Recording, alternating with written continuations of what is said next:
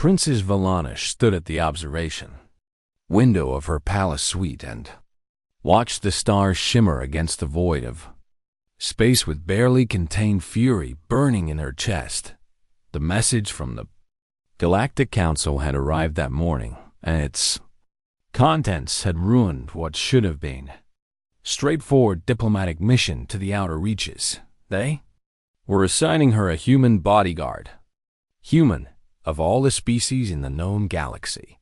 They chose the weakest and most pathetic race to protect.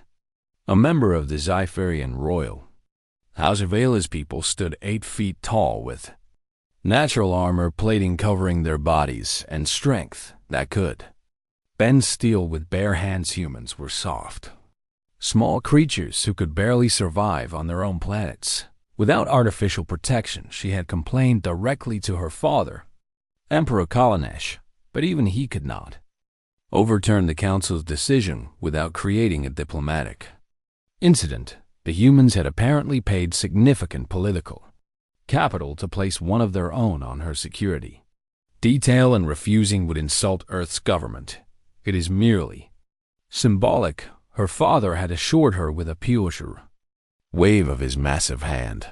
Let the humans stand in the corner and do nothing while your real guards protect you. Now she waited in the palace docking bay for this useless addition to her entourage to arrive. Her head of security, Commander Thax, stood beside her with his arms crossed over his armored chest. He was a veteran of 30 campaigns and had served her family for 2 decades. Behind him stood 6 of the finest Zypherian warriors in the Empire, each one a master of combat and tactics. They would be her real protection. The human was just a political ornament. The shuttle descended through the atmospheric shield and settled onto the landing pad with a soft hiss of landing gear. Vela straightened her ceremonial robes and prepared to meet this human with the cold courtesy the protocol demanded. The shuttle door opened and a man stepped out. Vela had seen humans before in diplomatic receptions, but never paid them much attention. This one appeared completely unremarkable. He stood perhaps 6 feet tall, which made him average for his species, but small compared to nearly everyone else in the galaxy. His hair was dark and cut short, his face neither handsome nor ugly by human standards, just ordinary. He wore a simple dark suit that looked more appropriate for an office clerk than a bodyguard. No armor, no visible weapons, nothing that suggested he was qualified to protect anyone. The man approached and stopped at a respectful distance before giving a slight bow. Your Highness, he said in accented but clear galactic standard, I am Marcus Chun, assigned to your security detail by Earth's Special Protection Service. His voice was quiet and measured, lacking the booming confidence that proper warriors carried. Vela looked him up and down with undisguised disappointment. You are the bodyguard the council insisted upon? Yes, Your Highness. You appear unarmed. I am not unarmed.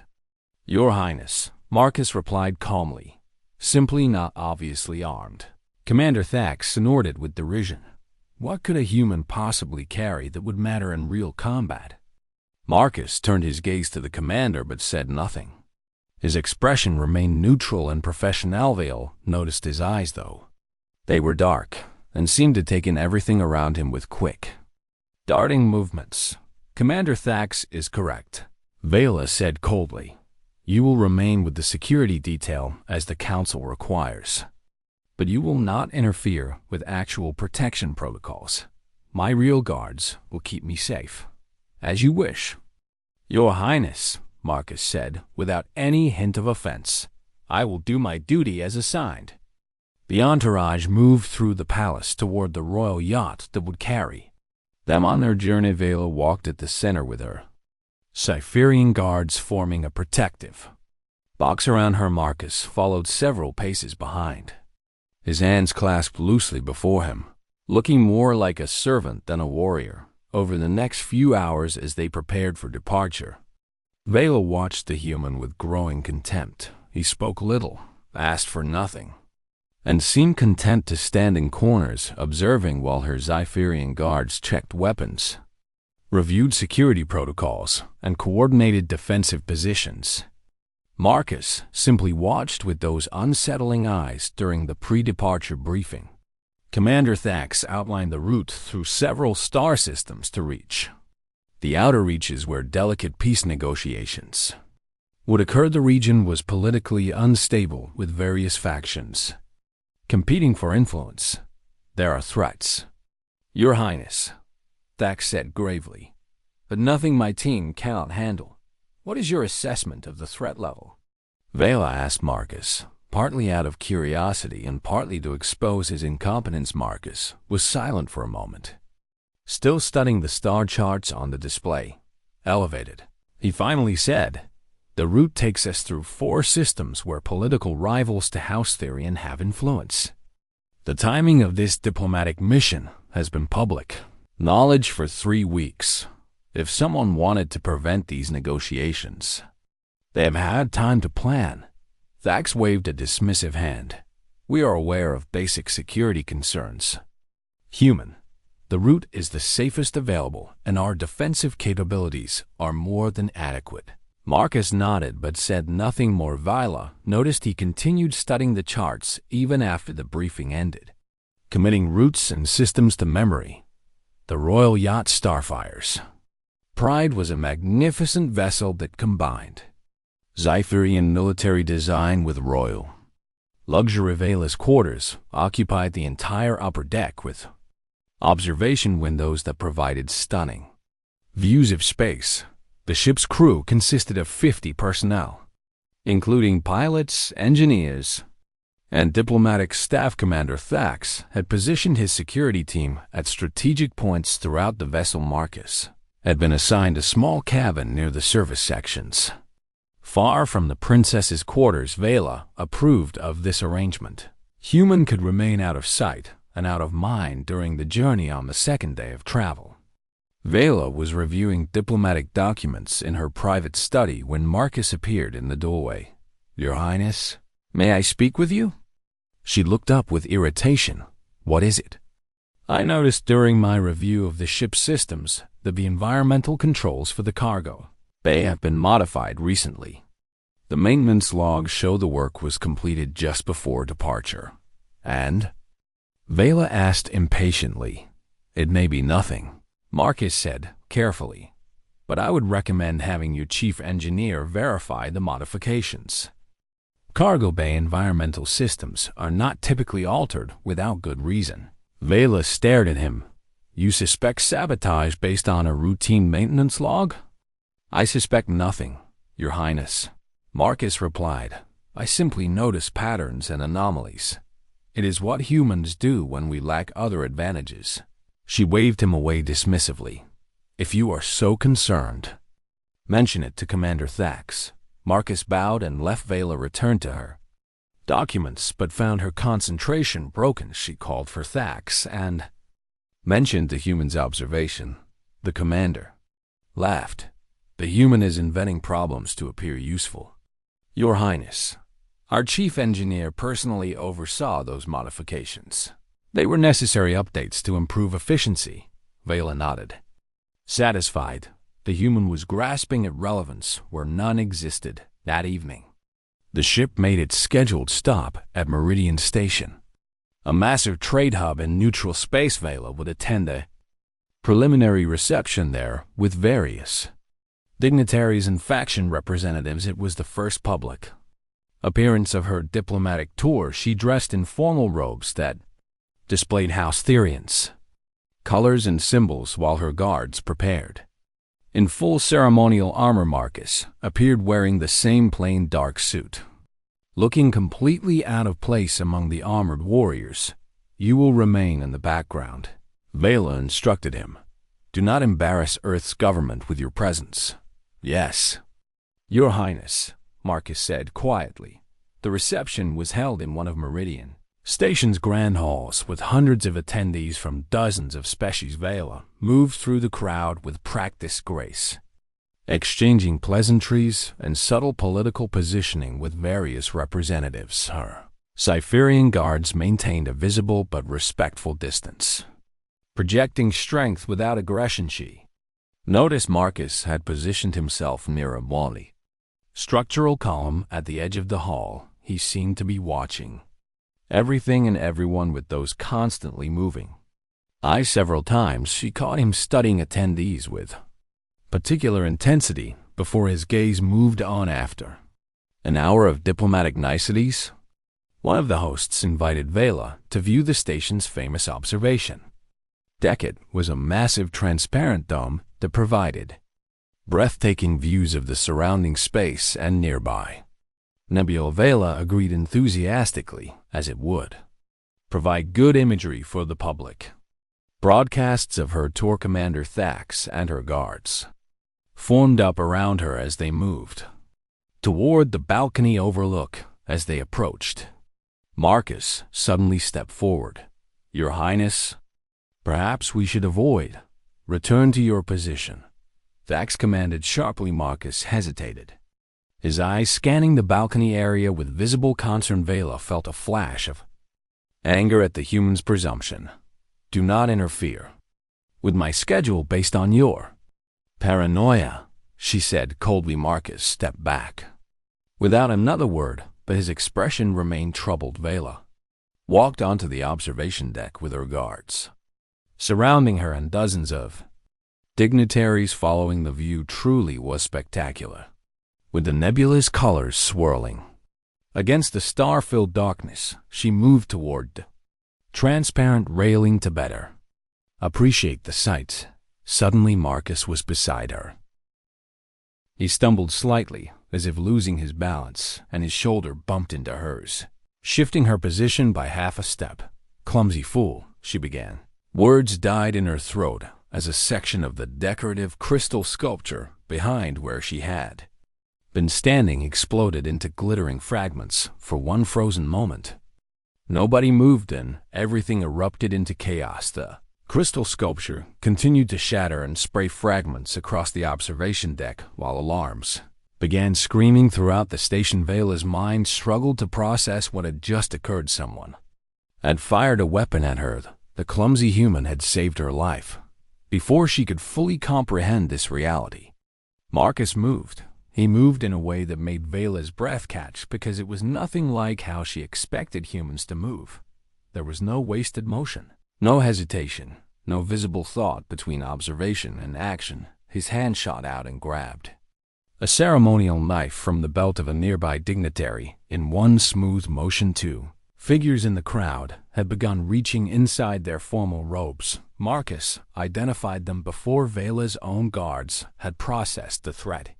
He threw the knife with precise force, and it struck the first attacker's hand, causing a small energy weapon to clatter to the floor. The second attacker managed to draw his weapon, but Marcus was already moving toward him. The human closed the distance with shocking speed. Not the raw velocity of a Zypherian warrior, but the efficient acceleration of something built for endurance. Rather than sprint, Marcus hit the second assassin low and hard, using leverage and momentum rather than strength. The attacker went down, and his weapon discharged harmlessly into the ceiling. The third attacker came from behind, emerging from a service entrance that the Zypherian guards had not been watching. He was Krell, a species known for their natural psionic abilities and combat prowess. He stood 7 feet tall with 4 arms, and each hand held a blade. Marcus somehow sensed him without looking. The human dropped into a roll as the Krell's blades whistled through the space where Marcus's head had been a moment before. From his position on the floor, Marcus swept the Krell's legs with a precise kick to the creature's knee joint. The anatomy of different species varied wildly, but joints were universally vulnerable points.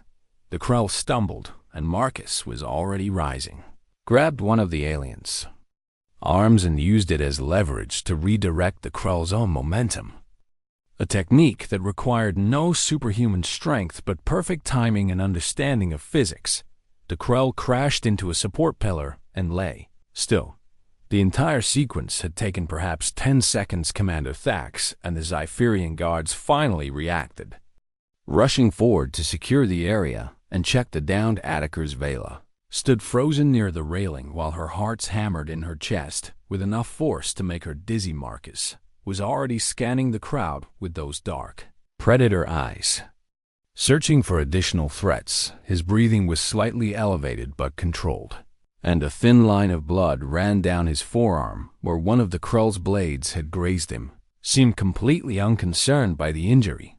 "Secure the princess," Thax roared while moving to place his armor bulk between Vela and the crowd. "Sweep the area for additional hostiles." Marcus approached Vela with quick, efficient movements. "Your Highness, are you injured?" She shook her head mutely and stared at him. This was not the meek clerk who had stumbled aboard her ship. This was something else entirely. "We need to move you to a secure location immediately." Marcus continued. His voice remained calm and professional, despite having just disabled 3 armed assassins. "The sniper is still unaccounted for and may attempt another shot." "How did you know?" Vela finally managed to ask. "Know what?" "Your Highness?" "That someone would attack," she said. "You tried to warn me. I saw a reflection in the observation glass," Marcus explained while his eyes continued to scan their surroundings. "A glint that should not have been there. Then when we approached, I noticed 3 individuals in the crowd who were focused entirely on you rather than the view. Their behavior pattern was wrong." Commander Thax had finished assuring the 3 attackers and now approached with his expression dark. "How did a human detect threats that my trained warriors missed?" "You were looking for warriors, Commander," Marcus said without any hint of superiority. "The first attacker was disguised as a maintenance worker. The second was posing as a cultural attach from the Vryn delegation. The Krell entered through a service corridor marked as undergoing repairs. None of them appeared dangerous by conventional assessment. Then how did you identify them?" Thax demanded. Marcus turned his gaze to the commander, and Vela saw something in the human's eyes that sent a chill down her spine. It was the look of a creature that had evolved to hunt by pattern recognition and patience rather than raw power. Humans had to learn observation. "Commander," Marcus said quietly, "on our world, we were prey before we became predators. We survived by noticing what did not fit, what moved wrong, what looked at us with intent. It is burned into our biology." Station security arrived in force, with their weapons drawn and officers shouting commands. The chaos of aftermath began with witness statements, security sweeps, and diplomatic protests. Vela was escorted to a secure conference room while the investigation proceeded. Marcus remained close to her despite the presence of a dozen additional guards. She noticed he had positioned himself where he could observe both entrances to the room and had clear lines of movement to her location. After an hour, the station's chief of security briefed them on the preliminary findings. All 3 attackers carried forged credentials, and the sniper had escaped using maintenance tunnels. Attack had been carefully planned and professionally executed. "Your Highness," the chief said gravely, "we believe this was an organized assassination attempt. The coordination and resources required suggest significant backing. Do you have any idea who might want you dead?" Vela glanced at Commander Thax before answering. "My diplomatic mission is to negotiate peace treaties in the outer reaches. Several factions benefit from continued conflict in that region. The list of potential enemies is long." The chief nodded. "We will continue investigating, but I must recommend you postpone your journey until we can ensure your safety." "No," Vela said firmly. "I will not allow assassins to dictate my actions. We continue as planned." Back aboard the Starfire's Pride, Vela summoned Marcus to her private study. He arrived promptly and stood at attention while she studied him with new eyes.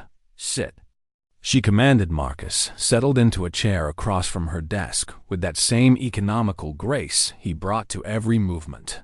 "You saved my life today," Vela said, I was dismissive of you, and you saved me anyway. It is my duty, Your Highness. Marcus replied simply, Why did you not insist more strongly when you sensed danger? She asked, I tried to warn you, but you were correct that I should have been more forceful. Would you have listened? Marcus asked gently, If I had grabbed you and pulled you away from the balcony against your will, would you have accepted my judgment? Vela was silent because she knew the answer. She would have had him removed from her security detail immediately for such presumption. Humans learn to work within the constraints we are given. Your Highness. Marcus continued, I could not force you to safety, so I did what I could by shifting your position just enough. You think ahead, she observed. Multiple moves, like a game player. Yes, Your Highness, Marcus acknowledged. Humans are not strong, or fast, or naturally armored. We survive by thinking through scenarios before they occur, by preparing for contingencies, by turning the environment itself into our advantage. Commander Thax entered after being summoned, and his expression was troubled. Your Highness. The station's investigation has revealed disturbing information. The maintenance worker who attacked you had been on station for 2 weeks. The Krell assassin was registered as part of a legitimate trade delegation. These people were embedded in advance. They knew you were coming. Vela said, But how? Your diplomatic schedule was announced publicly 3 weeks ago. Marcus said, Anyone with resources could have planted assets along your route. She turned to him. You anticipated this. You mentioned it in the briefing before we departed. I mentioned it was possible. Your Highness, Marcus corrected. If someone wanted to prevent your negotiations, they would need to act before you reached the outer reaches. Every stop along the route is a potential attack point. Then you believe there will be more attempts. Thax said it was not a question. Yes, Commander, Marcus confirmed. Today was a test of our defenses. They learned that the Princess travels with competent protection. Next time they will come with greater force or better planning. Vela felt cold. Fear settled in her stomach. Should I postpone the mission? That is your decision. Your Highness, Marcus said, but whoever is behind this has already invested significant resources. They will not simply give up because you delay. If anything, delay gives them more time to prepare. Then what do you recommend? Marcus was quiet for a moment, choosing his words carefully. Use their assumptions against them. Your Highness, everyone underestimates humans. Let them continue to do so. Let them think, I am the useless ornament you believe me to be, while they focus on your obvious defenses. I can watch for the threats they do not expect you to see. Thax looked at Marcus with new respect. The human makes tactical sense. Your Highness, we maintain our visible security posture while he operates from an unexpected angle. Vela nodded slowly. Very well. But Marcus, I will listen more carefully to your warnings from now on. Thank you. Your Highness, Marcus said, over the following days as the ship continued its journey. Vela found herself watching Marcus with growing fascination. He moved through the vessel like a ghost. Always present but rarely noticed by others, she observed him studying crew members, memorizing their routines, noting every deviation from normal patterns. Once she asked him what he was doing. Pattern recognition. Your Highness, he explained. I am learning what normal looks like for your ship and crew. That way, if something becomes abnormal, I will notice immediately. How long does it take you to learn these patterns? For a vessel this size with this many personnel? Marcus considered. About 3 days for basic patterns, a week for detailed behavioral profiles. You are memorizing. The behavior of 50 people? She asked incredulously. Yes. Your Highness, he said, as if it were the most natural thing in the galaxy. Humans evolved to track social relationships in tribes. We are built for remembering faces, behaviors, and social dynamics. It is one of our few natural advantages. Another attempt came 4 days later. Food taster collapsed during dinner preparation and began convulsing. The ship's doctor rushed to treat him while security went into high alert. Marcus appeared in the medical bay and asked to examine the food that had been prepared. "This is a medical emergency, not a security matter," the doctor protested.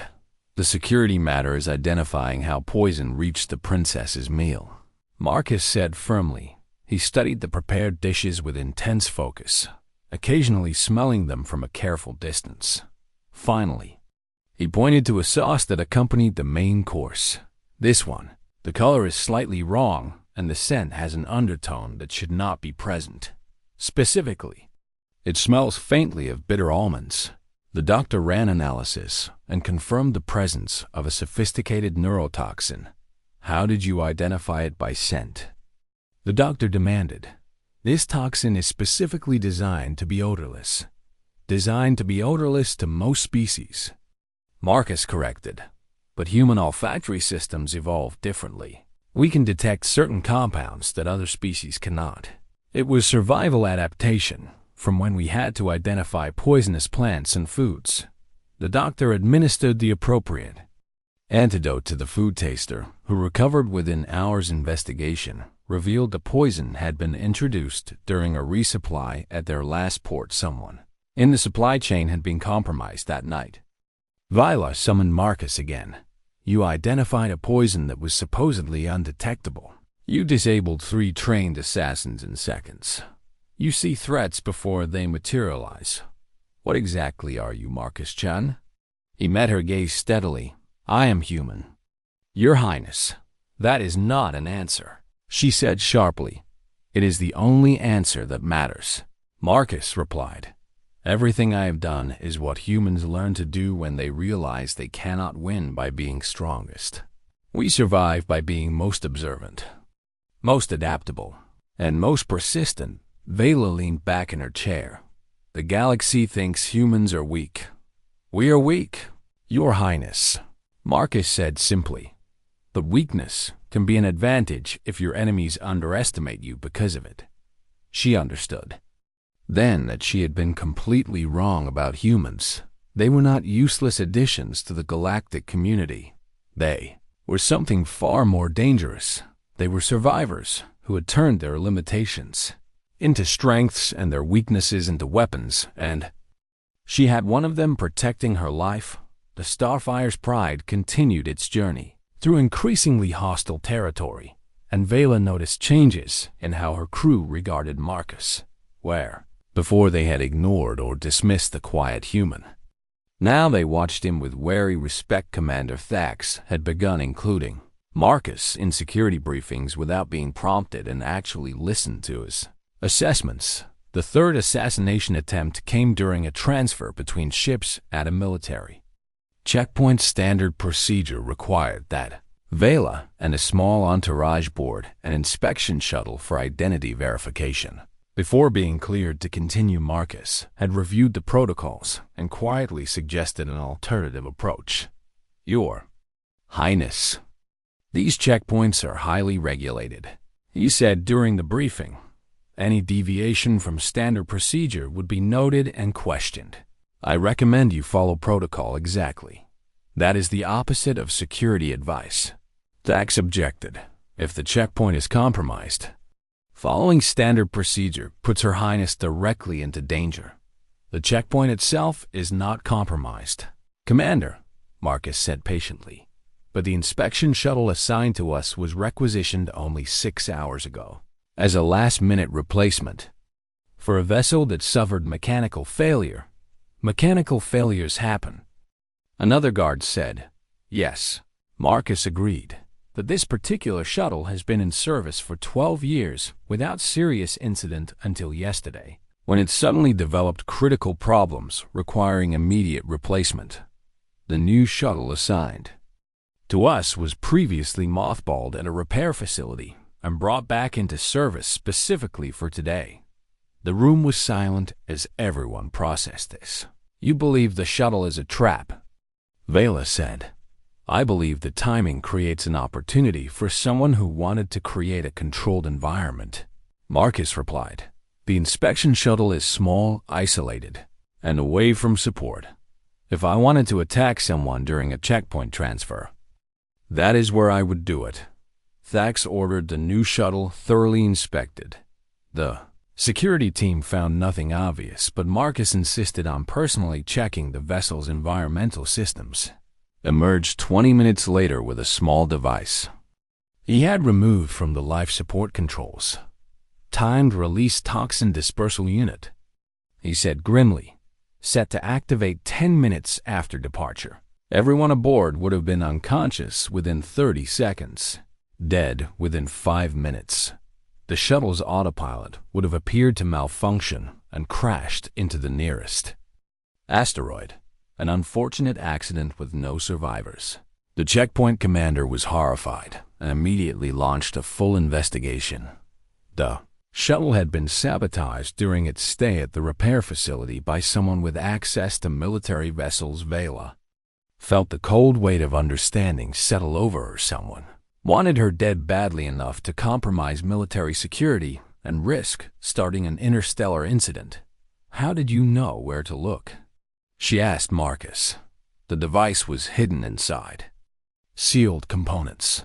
I did not know where to look, Your Highness, Marcus admitted. I checked every system that could be weaponized against passengers. Life support, propulsion, communications, even the food preparation unit. It took 2 hours to thoroughly search a vessel that size. You checked everything? Thax said with amazement. When I believe there is a credible threat. Yes, Marcus said. Humans are not fast, but we are thorough. We evolved to persistence hunt, tracking prey for days or weeks until it collapsed from exhaustion. That same mentality applies to security. I do not give up, and I do not leave gaps. Following week brought 2 more attempts. An airlock on the ship showed signs of tampering that would have caused catastrophic decompression during a planned maintenance inspection. Marcus discovered it during one of his routine patrols and sealed the compromised section before anyone entered. Then, a member of the diplomatic staff became violently ill. An investigation revealed a slow-acting pathogen designed to be transmitted through contact the infected individual had shared a meal with. Vela, 2 days prior, Marcus had noted the staff member exhibiting subtle behavioral changes that suggested neurological effects and recommended medical quarantine before the symptoms became obvious. You see too much, Vela told him after the 5th prevented assassination. They were alone in her study while the rest of the ship prepared for another system transition. I see what is there, Your Highness, Marcus said. Most species evolve to see what they need to survive in their environments.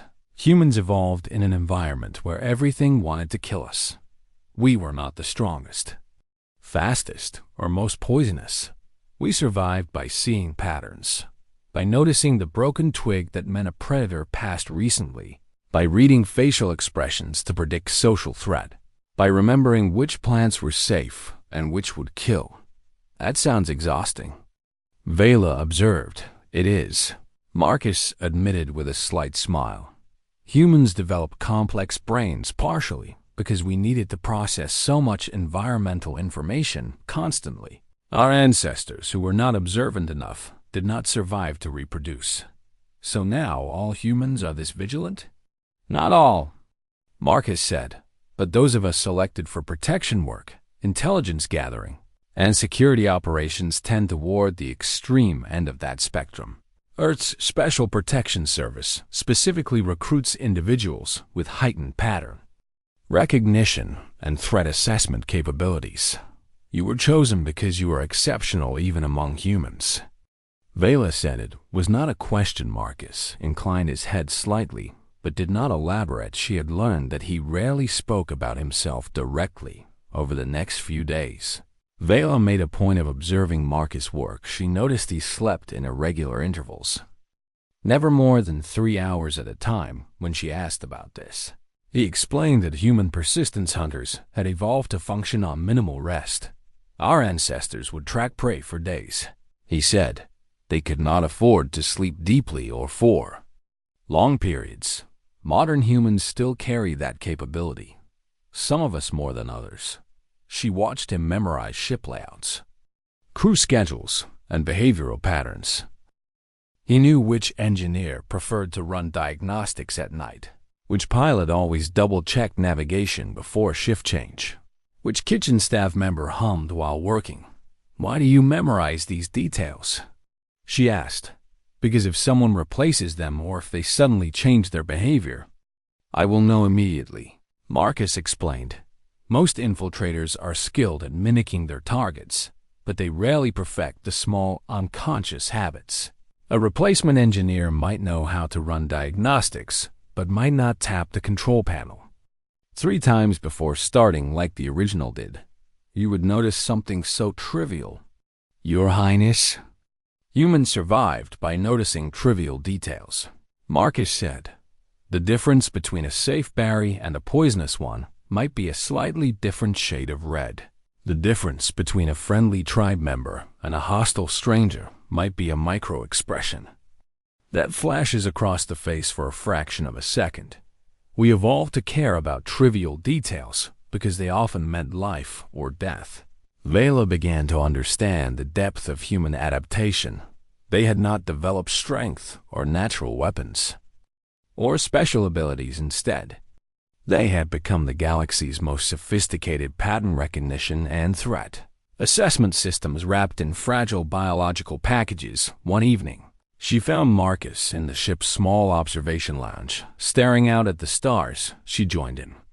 Quietly, and for several minutes, they simply watched the cosmos pass by.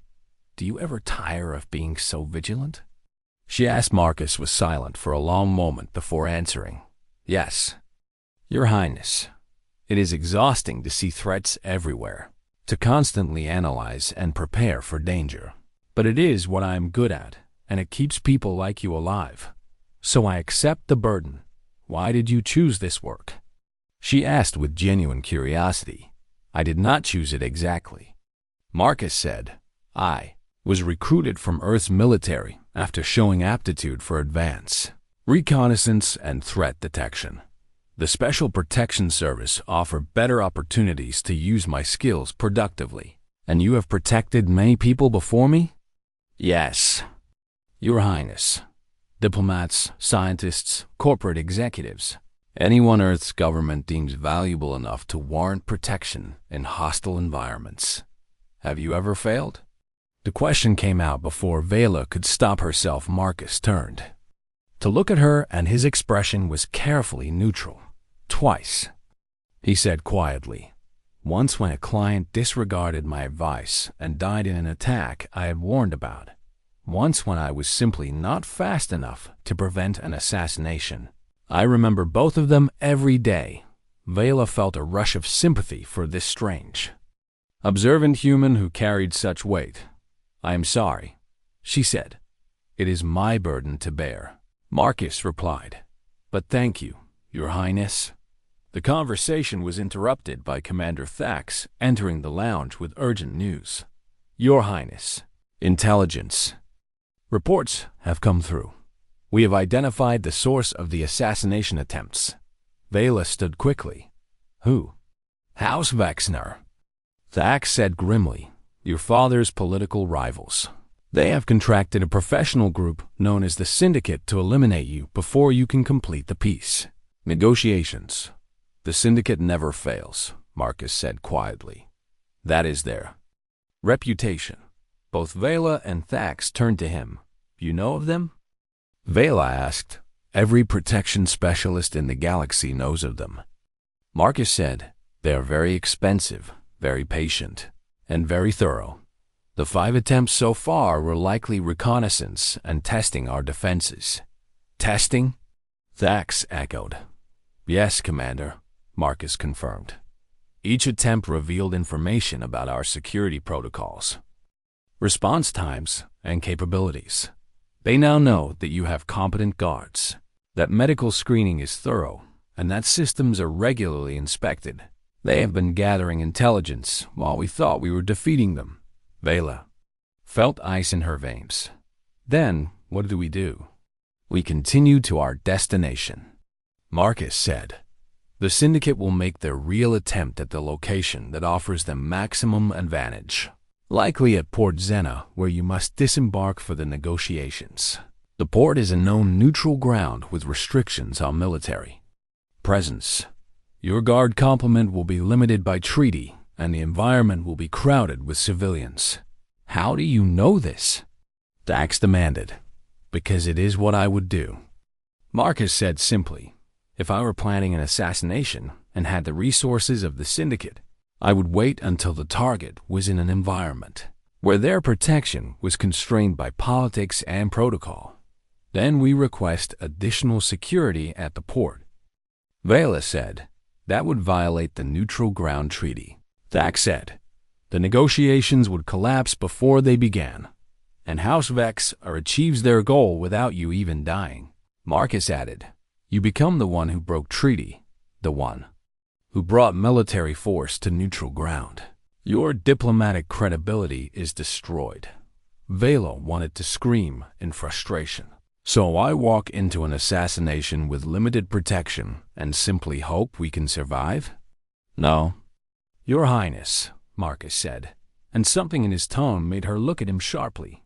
You walk into the port with the protection the treaty allows, and you trust that sometimes the most dangerous thing in a room is not the biggest or the strongest. You? She said, I am human. Your Highness, Marcus said with the faintest hint of a smile. We evolved to win fights we should not win. The Syndicate does not know what I am capable of because everyone underestimates humans. That is my advantage. Thax looked between them. You have a plan. I have several. Marcus said, but I will need to scout Port Zena in advance. I will need to go in alone and unarmed by conventional measures. Too dangerous. Thax objected. Commander, Marcus said patiently. Danger is relative. I am not going in to fight. I am going in to think. To prepare? To turn the environment itself into my weapon. That is what humans do. Vila made her decision. Do it, Your Highness, Thax began. He has earned my trust. Commander, Vela said firmly. He has saved me 5 times already. If Marcus says he can prepare the ground, I believe him, Marcus bowed. Thank you. Your Highness, I will not fail you. As he left to begin preparations, Vela watched him go. The quiet human, who she had dismissed as useless, was now her best hope for survival. How strange the galaxy was. That, its most dangerous protector, came wrapped in one of its weakest bodies. But perhaps that was the point. Humanity had learned to be dangerous, precisely because they could not afford to appear so port. Zena floated at the edge of civilized space like a rusted monument to lawlessness and commerce. The massive station had been neutral ground for over a century and served as Basbalis, the only place where the various factions of the outer reaches would agree to meet. Its corridors were a maze of markets, gambling houses, and meeting rooms where deals were made and broken with equal frequency. Vela stood at the viewport of the Starfire's Pride and studied the station with growing unease. Marcus had departed 2 days earlier on a supply shuttle, and she had heard nothing from him since. Commander Thax assured her this was normal for advance reconnaissance, but she found herself worrying about the quiet human who had become her most trusted protector. Your Highness, Thax said as he entered the bridge, we are cleared for docking. The negotiations are scheduled to begin in 6 hours. You will need to make your ceremonial approach through the station's lower market district as tradition requires. Vela nodded. Ceremonial approach was non-negotiable. It dated back centuries and showed respect for the common people who lived and worked on the station. A ruler who refused to walk among the citizens was not trusted to negotiate in their interests, but it also meant walking through crowded corridors with limited security. The Neutral Ground Treaty allowed her only 6 guards and no heavy weapons. Has there been any word from Marcus? She asked. Nothing. Your Highness, Thax replied with a frown. I do not like having him out of contact. The docking procedure completed smoothly, and Vela prepared for the approach. She wore formal robes that marked her status but offered no protection, her sixth Zypherian. Guards formed around her in the traditional diamond pattern with Thax at the front. They carried only ceremonial sidearms that were more symbolic than effective. The lower market district was a sensory assault. Thousands of beings from hundreds of species crowded the corridors and conducted business in the chaotic mix of languages and customs. Vela walked with measured dignity while her guards scanned constantly for threats. Every face in the crowd could be an assassin. Every vendor stall could hide a weapon. Ceremonial route wound through 3 levels of markets and would take nearly an hour to complete. Halfway through, Vela began to feel the weight of eyes upon her. Not the curious stares of common citizens, but the focused attention of hunters. She glanced at Dax and saw from his expression that he felt it too. "Stay alert," he murmured to the other guards. "We are being watched." They continued forward through a narrow corridor, lined with fabric merchants. The crowd pressed close on both sides, and Vela's heart began to race. This was the perfect place for an ambush. Then she saw him. Marcus stood at a vendor stall, examining some kind of electronic device with apparent casual interest. He was dressed like a station worker in stained coveralls and a tool belt. Did not look at Vela or acknowledge her presence in any way, but as she passed, he dropped the device he had been holding. It clattered to the floor and rolled under her feet. "Clumsy tourist." A nearby vendor muttered. Vela's lead guard stepped on the device, and it crushed under his boot. Inside the broken casing, Vela glimpsed complex circuitry that did not match the simple appearance. Marcus had just communicated something. She did not know what, but she trusted it was important. They continued through the market and emerged into a more open plaza area. This was where the ceremonial route would turn toward the upper levels and the negotiation chambers. "Commander," one of the guards said urgently, "multiple contacts ahead, armed." Thax's hand moved to his sidearm. "How many?" "At least 10, the guard said, blocking the corridor ahead. Vela felt her blood turn cold. This was the Syndicate's real attack. "We need to find an alternate route," she said. "There is no alternate route that follows protocol," Dax said grimly. "We must proceed forward or abandon the negotiations. If we retreat now, we show weakness and the peace talks will fail before they begin. Then we go forward," Vela said with more confidence than she felt. "We knew this was coming." They advanced toward the corridor, and the crowd began to thin as civilians sensed danger and fled. The armed figures became visible at the corridor entrance. 12 of them, not 10. They wore anonymous combat gear and carried military-grade weapons. Their positions formed a perfect kill zone. "Shields," Thax ordered. The Zypherian guards activated personal shield generators, and a shimmering barrier formed around Velate. Would stop several shots, but not sustain fire. The assassins opened fire without warning energy. Bolts hammered into the shields, and Vela's guards returned fire while trying to advance, but the corridor was a fatal funnel. The assassins had superior position and overwhelming firepower. Within seconds, 2 of her guards were downed. Third in fury and charged forward with his massive strength. Carrying him through the fire, he reached the first assassin and tore the man's weapon away, but 3 more weapons focused on him, and his shield failed. Vela watched in horror as her loyal commander fell. The remaining guards formed a desperate circle around her while the assassins advanced. Systematically, this was not a fight. It was an execution. Then the lights went out. Complete darkness flooded the corridor. As the station's power grid failed in this section, Vela heard shouts of confusion from the assassins and her guards.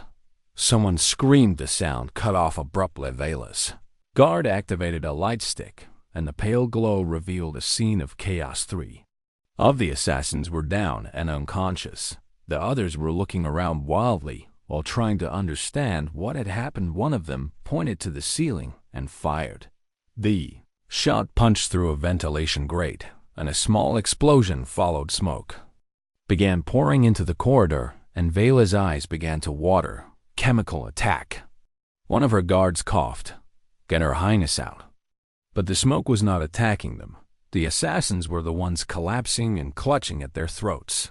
The smoke was heavier than air and sinking to where the assassins stood lower in the corridor within 30 seconds. 7 more assassins were down. The remaining 2 retreated toward what they thought was safety. A section of floor gave way beneath them. They fell into a maintenance level with crashes and groan silence. Descended except for the hiss of escaping gas and the crackle of damaged electrical systems. Then Marcus emerged from the smoke like a ghost. He was covered in grime and bleeding from a cut on his forehead. His hands he carried improvised tools and what looked like station maintenance equipment. Your Highness, he said calmly while checking her for injuries. Are you harmed? Marcus, she breathed. What did you do? I prepared the battlefield, he said simply. I have been in this station for 2 days mapping every system, every weakness, every environmental control. When I identified where the ambush would occur, I prepared appropriate countermeasures. One of her remaining guards stared at the unconscious assassins. You did all this? Alone? The humans are tool users, soldier, Marcus said, while helping Commander Thax to his feet. The commander was injured, but alive. We do not have claws or armor, so we learned to make the environment our weapon. I cut power to create confusion. Introduced non-lethal gas through the ventilation system targeting their position. Weakened floor supports to create fall hazards, and redirected their own tactical advantages against them. The entire corridor became a trap. Thax said with awe in his voice. Yes, Commander, Marcus confirmed. The Syndicate planned to use this location's geography to kill the princess. I simply planned better and longer. How did you know exactly where they would attack? Vela asked. Marcus met her eyes. I did not know exactly. I prepared 17 different locations along your route. Any place they could have staged an ambush. I booby-trapped every corridor, every junction, every plaza. When they chose this location, I was already here waiting. You prepared 17 separate traps in 2 days? One guard asked incredulously. No, Marcus said. I prepared 43 separate traps. I just focused on the 17 most likely ambush points. The others were contingencies. Vela felt something shift in her understanding of humans. This was not just cleverness or resourcefulness.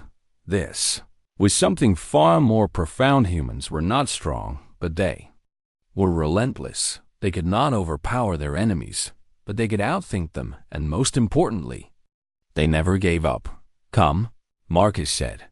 We need to move before station security arrives. This much chaos will attract attention. He led them through a series of maintenance corridors that bypassed the ceremonial route entirely. Vela noticed that Marcus had clearly mapped every passage and prepared supplies at regular intervals: water, medical kits, even weapons stripped from the disabled assassins. You planned an escape route, she observed. I planned 3 escape routes, Your Highness, Marcus corrected. Primary, secondary, and tertiary. This is tertiary because the primary route is now blocked by station security responding to the disturbance. They emerged in an upper-level service area near the negotiation chambers. Marcus produced station credentials that identified him as a maintenance supervisor and talked them past confused security personnel within 10 minutes. Vela was safely in the secure diplomatic suite. Commander Thax collapsed into a chair while medical personnel rushed to treat his injuries. The other guards stood in stunned silence while processing what had just occurred. 12 assassins, one of them finally said. The human disabled 12 professional assassins without killing any of them. Killing them would have been easier, Marcus said while cleaning his wounds at a sink. But Your Highness needs to maintain diplomatic credibility. A corridor full of corpses would have complicated negotiations. Unconscious attackers who can be arrested and interrogated serve her interests better. Vela sat heavily and stared at him. Who are you really? Marcus Chun? He turned to face her and his expression was tired but calm. I am a human. Your Highness, I am a member of Earth's Special Protection Service, and I am very good at my job. Your job being what exactly? Thax asked. Keeping weak humans alive in a galaxy full of stronger species. Marcus said, we cannot win fair fights, so we do not fight fair. We plan, we prepare, we turn environments into weapons, and we think 3 moves ahead of everyone else. It is how we survived on Earth, and it is how we survive in space. You are not just a bodyguard. Vela said, you are a weapon. I am a tool, Your Highness. Marcus corrected gently. A weapon implies something that exists to harm. I exist to protect. Everything I do is in service of keeping my clients alive. The Syndicate learns today that contracts against human-protected targets are not worth accepting. Station security is going to want answers. Thax said, let me handle that. Marcus said, I have complete documentation of the assassination attempt, including surveillance footage I captured during preparation. The Syndicate will be implicated, their employers will be exposed, and your Highness will emerge as the victim who nonetheless showed restraint by taking attackers alive. Your diplomatic position is actually strengthened.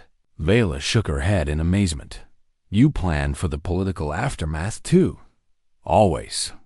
Your Highness, Marcus said, victory is not just surviving the attack.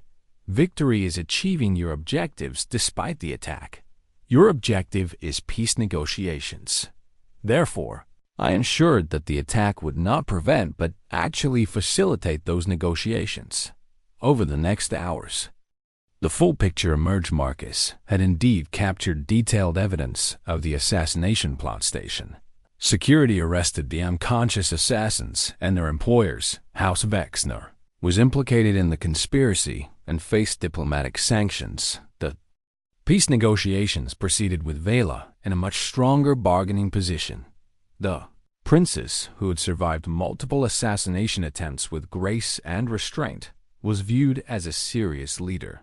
That evening, Vela summoned Marcus to the diplomatic suite. He arrived as always, quiet and unassuming despite having single-handedly dismantled an elaborate assassination plot.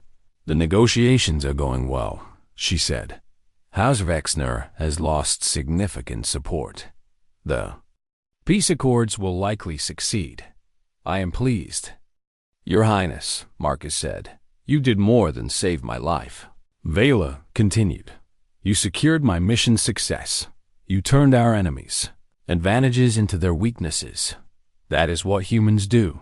Marcus said simply, but Vela saw exhaustion in his eyes, the constant vigilance, the endless preparation, the weight of responsibility. At what cost to yourself?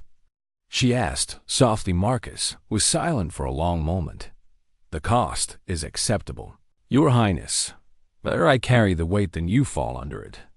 Vela felt profound respect for this strange, fragile, impossibly dangerous human. In a galaxy of warriors and empires, humanity had chosen a different path. They had chosen to win by thinking instead of fighting, and she was alive because of that choice. The peace accords were signed 3 days later in a ceremony attended by representatives from 24 factions. Vela stood at the center of the proceedings and affixed their seal to documents that would bring stability to the outer reaches for the first time in generations. Marcus stood in his usual position at the back of the room and watched everything with those constantly observant eyes. When the ceremony concluded and the dignitaries departed, Vela finally allowed herself to relax. The mission was complete. She had survived and succeeded despite the best efforts of powerful enemies. That evening, she requested Marcus join her in the diplomatic suite's private garden. It was a small green space maintained by the station as a courtesy to visiting dignitaries.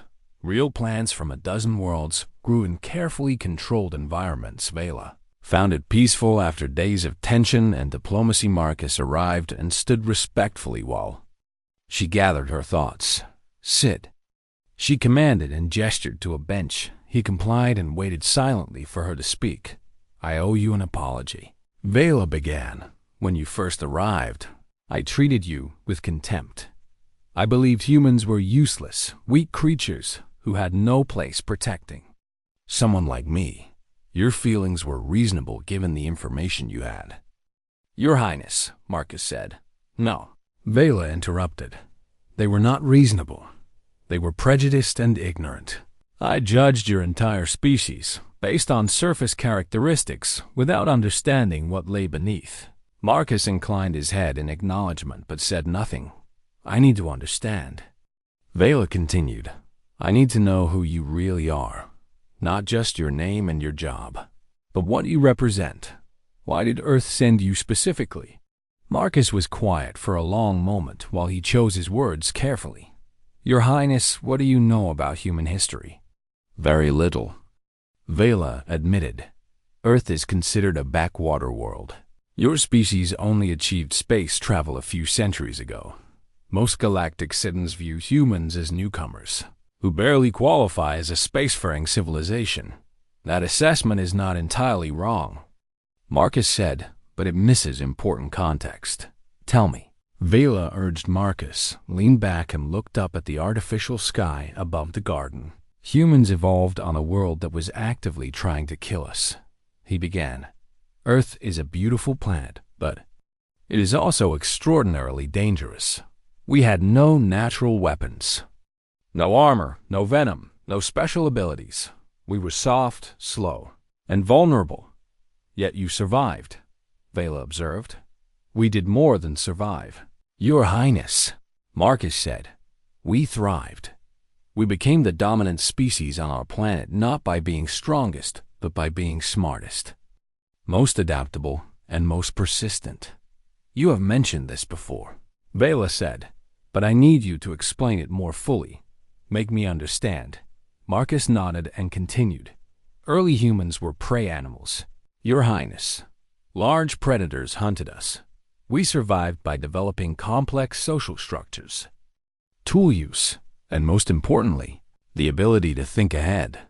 We learned to see patterns in animal behavior, to track prey by reading signs in the environment, to plan hunts that would take days or weeks to complete. Your ancestors were hunters." Vela said, "All predator species hunt, not like humans hunt." Marcus corrected gently. "Most predators are ambush hunters or pursuit predators. They either hide and strike quickly or chase prey until they catch it. Humans invented persistence hunting. We would track an animal for days, giving it no rest, no chance to recover. We were slower than our prey, but we never stopped. Eventually, the animal would collapse from exhaustion, and we would simply walk up and kill it." Vela felt a chill at the image. "That sounds cruel." "It was survival," Marcus said, "and it shaped everything about how humans think. We learned patience, endurance, and the power of never giving up. We learned to think not in moments but in days, weeks, seasons. We learned that winning was not about being stronger, but about outlasting your opponent. And this translated to other areas of human development." Vela asked, "Everything?" Marcus confirmed. "Humans are tool makers because we had to compensate for our physical limitations. We are social because we needed cooperation to survive. We are innovative because our environment was constantly changing and we had to adapt. We are observant because noticing a predator's tracks could mean the difference between life and death." "But you said humans were prey animals," Vela pointed out. "How did prey become predators?" Marcus smiled slightly.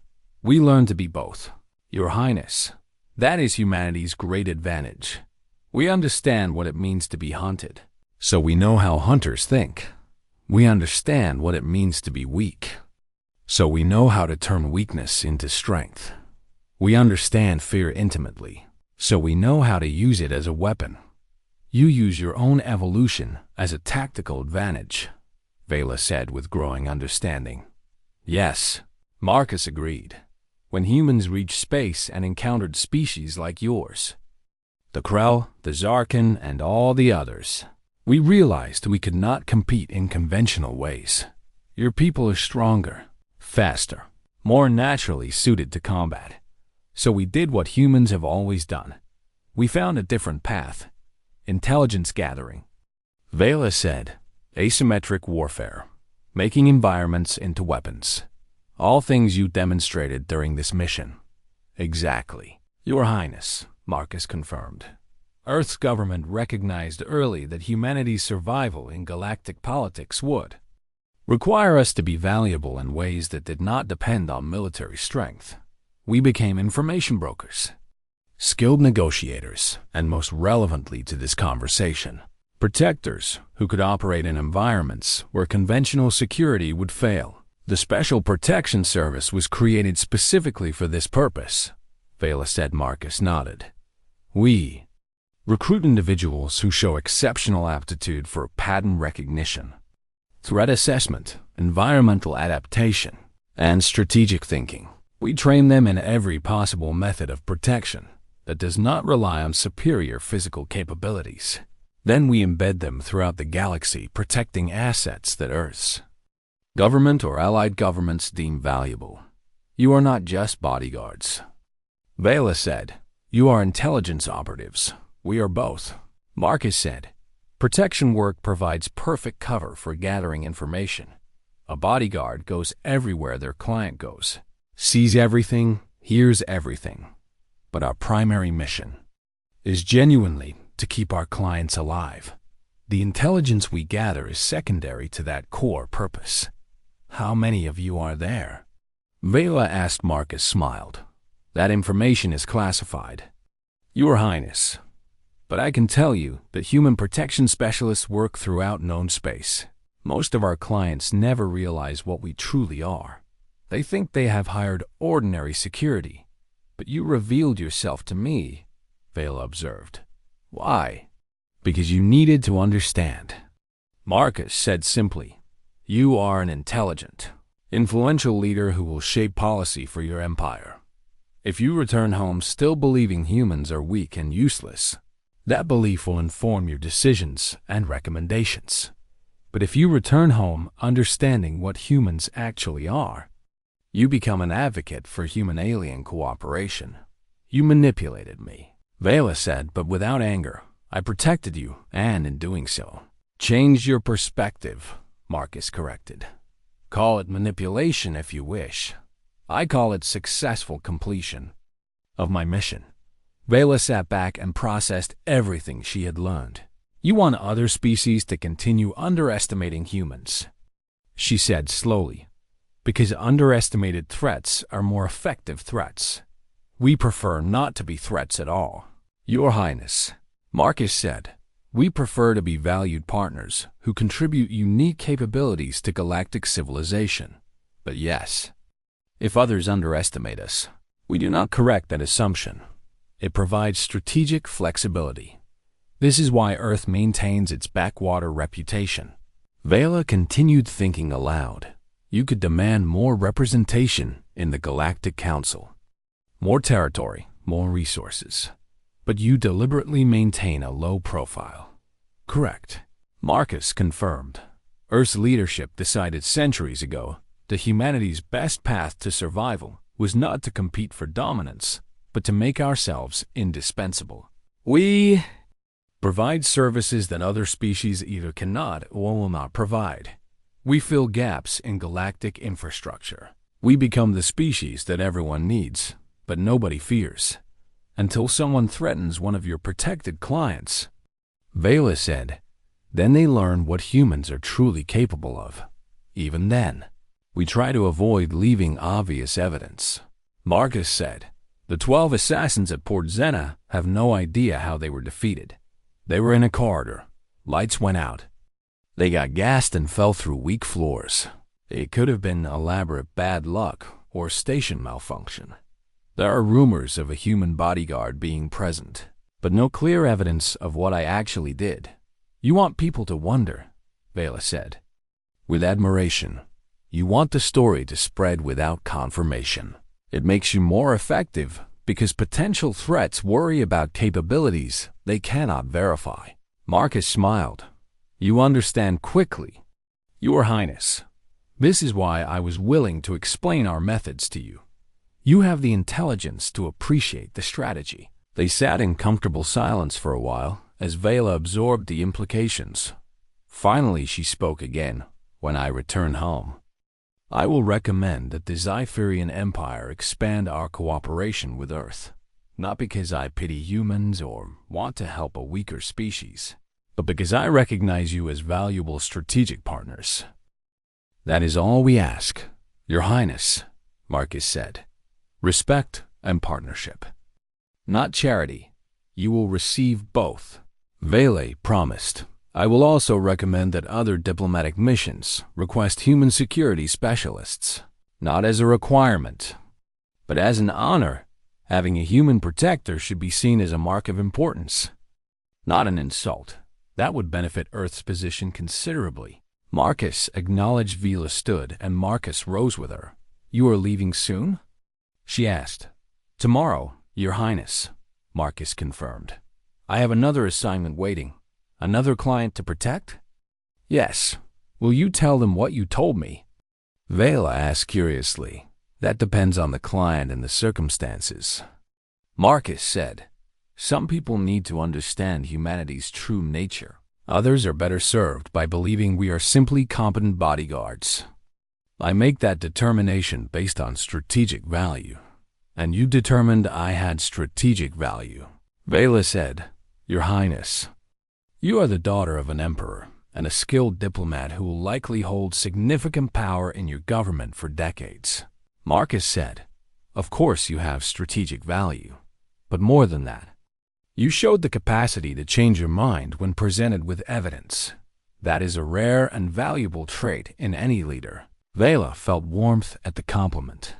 Thank you, Marcus, for everything. You are welcome. Your Highness, he said, it has been an honor to serve. The next morning, Vela stood at the docking bay to see Marcus off Commander Thax was there as well. His injuries bandaged but healing. Human, Thax said gruffly. You saved all our lives. That was my job. Commander, Marcus replied. It was more than that. Thax insisted. You taught us to see beyond surface appearances. My warriors will remember the lesson. Marcus bowed to the commander and then to Vela. Safe travels. Your Highness, may your empire prosper. Safe travels. Marcus Chun, Vela replied. May you protect many more clients with the same skill and dedication you showed me. As Marcus's shuttle departed, Vela watched it disappear into the stars beside her. Thax spoke quietly. The galaxy thinks humans are weak. Let them think that. Vela said with a slight smile. Those of us who know the truth understand that humanity's weakness is their greatest deception. They are predators who learn to look like prey, and that makes them the most dangerous species in known space. Weeks later, back in the Zyphirian palace, Vela submitted her official mission report in it. She detailed the assassination attempts, the successful negotiations, and the critical role that human protection had played. She recommended expanding cooperation with Earth and suggested that human security specialists be offered to high-value diplomatic missions. Her father, Emperor Kalanesh, read the report with growing interest. You praised this human extensively, he observed. He saved my life multiple times. Father, Vela said, and he did so using methods that our own guards could not match. Humans have capabilities we have underestimated. Interesting. The Emperor mused. I confess I approved the human's assignment only as a political favor to Earth. I did not expect him to be genuinely useful. That is exactly what humans want us to think. Vela said. They cultivate that underestimation deliberately. It makes them more effective at their work. The Emperor leaned back in his throne. You believe Earth is playing a longer game than we realized. I believe Earth recognized centuries ago that they could not compete with species like ours in traditional ways. Vela said, so they chose to compete in unconventional ways. They became valuable instead of powerful. They made themselves indispensable instead of threatening. And now they are embedded throughout galactic civilization, gathering information and protecting assets while everyone dismisses them as weak newcomers. A clever strategy, the Emperor admitted. If you are correct, humans may be the most successful new species to join galactic civilization in millennia. I am correct, Father, Vela said with confidence. I have seen what they can do. Then we shall adjust our policies accordingly. The Emperor decided. I will approve expanded cooperation with Earth, and I will quietly spread word among trusted allies that human protection specialists should be valued, not dismissed. Vela smiled. Earth will appreciate that, Father, though they will never admit openly that their strategy is working. Several months later, Marcus Chen received a coded message from his handlers at Earth Special Protection Service. It contained information about his next assignment and also a notation that new opportunities were opening. Throughout the Zypherian Empire's diplomatic position was improving. More protection contracts were being offered. The underestimation strategy was working better than ever. Marcus read the message while standing in the shuttle bay of a distant station. His next client was a Zarkin trade commissioner. Traveling through pirate-infested space, it would be dangerous, exhausting, and require all his skills to keep the client alive. He deleted the message and picked up his small travel bag. Another mission, another client, another chance to prove that humanity's weakness was the galaxy's greatest illusion. As he walked toward his departure gate, Marcus allowed himself a small smile. Princess Vela had learned the truth about humans and would spread that truth among allies, but she would do so quietly, carefully, maintaining the public perception that humans were still weak and unthreatening. That was exactly what Earth needed in a galaxy of warriors and empires. Humanity had chosen the path of shadows and patience. They won not by defeating their enemies in battle, but by making their enemies realize that humans were too valuable to fight. It was working, and Marcus Chen would continue doing his part, one protected client at a time, to ensure that humanity's survival strategy succeeded, because humans had learned long ago on the plains of Earth that survival was not about being strongest, it was about being smartest, most adaptable, and most persistent. And that lesson served them well among the stars.